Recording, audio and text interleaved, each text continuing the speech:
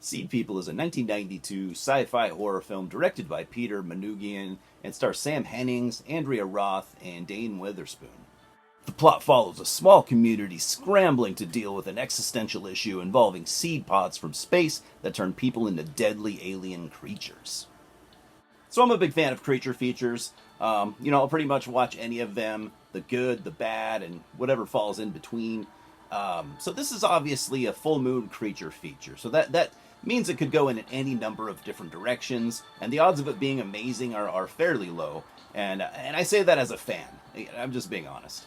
Seedpeople was written by your boy Charles Band, who came up with a concept, and he had Full Moon alumni Peter Manoogian direct it, having already directed Demonic Toys that same year, and Arena from 1989. Our lead here is geologist Tom Baines, played by Sam Hennings, and the movie begins with him telling his story while being in a hospital bed.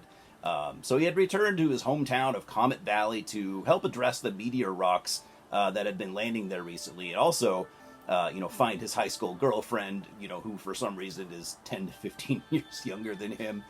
He kind of reminds me of the main guy from the first Puppet Master movie in a way.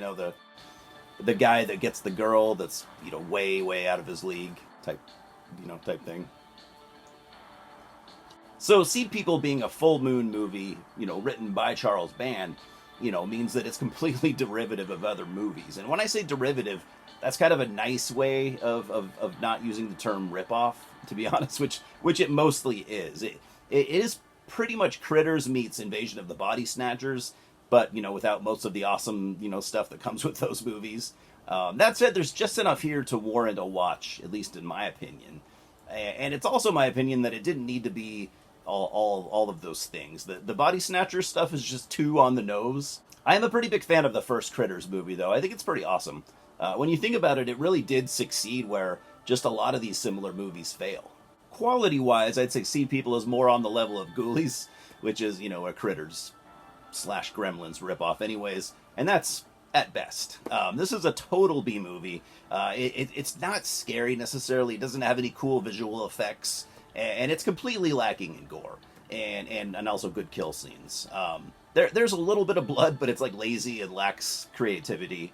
So we're pretty much just left with the monsters at this point, which I thought were actually pretty fun. I think there were 3 different creature types. They kind of look like the Krites from Critters had they been pulled out of an H.P. Lovecraft story. So I guess the question is, why should you watch this if I'm trying to convince you to? I'm not really sure, and I guess I'm not convincing you to watch it, but it's decently watchable, even if it leaves a whole lot to be desired. I'd say the fans of B-monster movies are pretty much the only people that might give this a pass.